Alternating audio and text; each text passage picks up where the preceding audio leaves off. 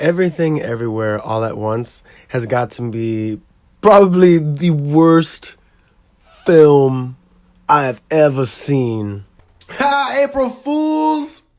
But for reals, let's talk about this. Like, no, seriously, I think Everything Everywhere All at Once has got to be just one of the most ridiculous movies I have ever seen that has been so cool, but it's just the story is so like, really? I mean, I don't know. Like, I felt like I called out what was going to happen like halfway through the movie because it was so like they were very blatant about like, look, this is it. There's no twist. It's all just kind of like really fun to watch. But I'm not trying to discredit this movie because I really think everybody should go out and see it. I think it honestly it's fantastic. It is a visual masterpiece. Michelle Yeoh is great. I mean, she's been in so many other things. She was just in Shang-Chi, for God's sakes. I mean, it's good that she got like her lead role, but I mean, she was in Tomorrow Never Dies. She was in Crouching Tiger back in the day. She was in a Jackie Chan film, The Mummy. I mean, she's been in a couple things, but it's like, I guess it is cool that she was in Crazy Rich Asians, for God's sakes. I mean, I guess she wasn't the main character, but she was in Crazy Rich Asians. This film just showed that we can, I guess, have a lot more Asian-styled movies.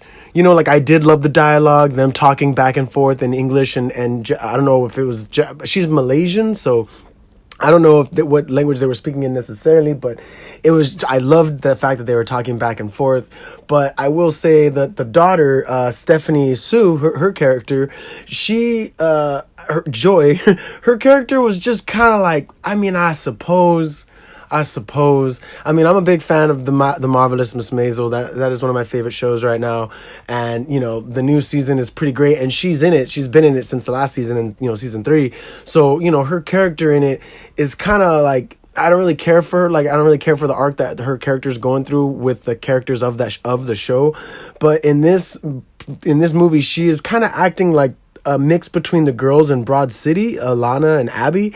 It's like a mixture of those two girls mixed into an Asian chick, and then utilizing all the tropes of like Asians and Asian Americans.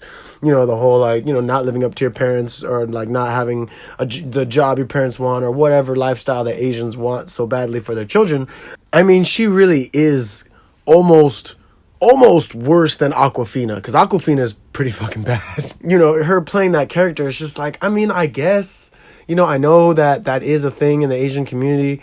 I'm not like, oblivious to that. I know that a lot of, Asian parents want their children to like succeed and do all these great things. And sometimes they're just like, I'm not going to do that. Like it's hard to accept, but it's just like, they're not, they don't want to.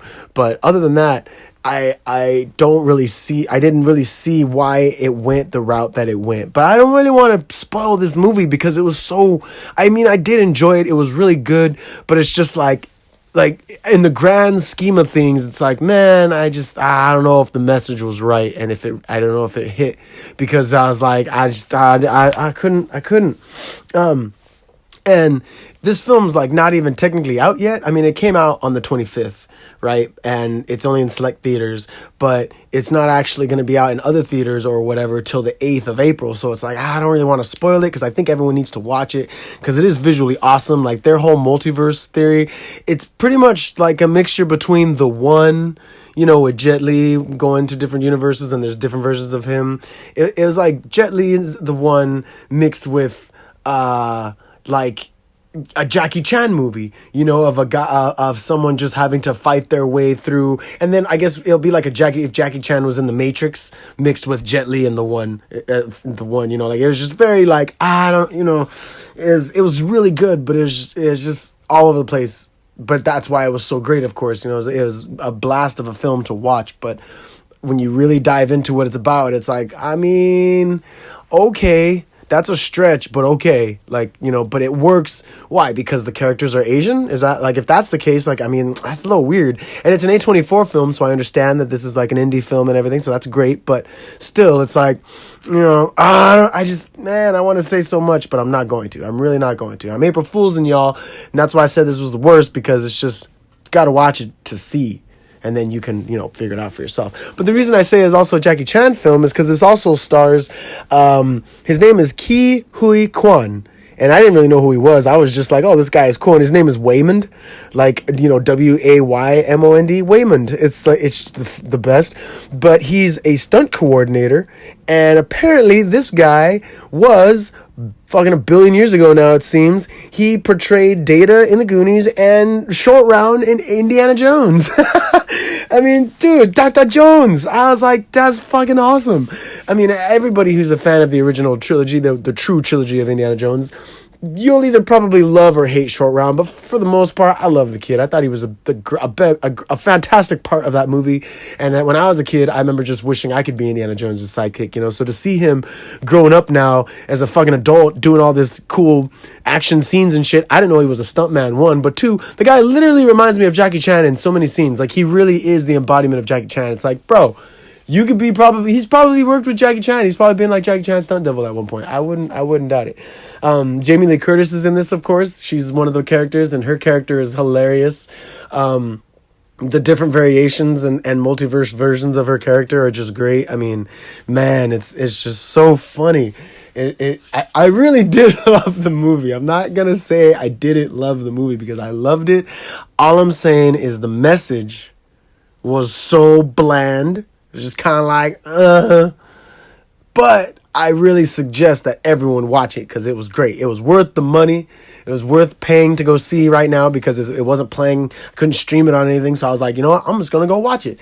And it was just fantastic. And I was waiting for to figure out when I should talk about it. And I was like, you know what? April 1st sounds like the best day, given the shit that's been going on. It's like, you know, I don't know. Just figured it would be entertaining, you know. But yeah, Everything Everywhere All at Once, definitely check it out. It is a great film. I definitely enjoyed it. I think it's a beautiful standalone. Congratulations, A24. You've done it again. It's always a hit or miss, or one that's just somewhere in the middle. This was definitely a hit, but also somewhere in the middle. But yeah, so check it out. Everything Everywhere All at Once. It's in theaters now, but I guess it'll be in nationwide theaters on April 8th. So check it out when you can.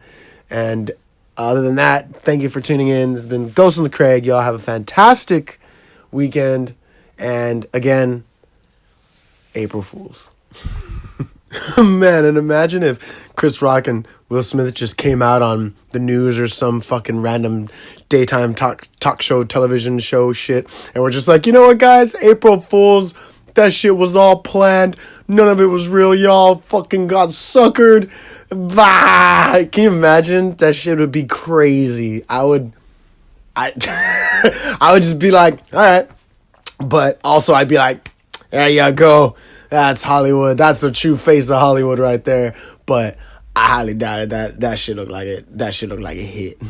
Or it smacked.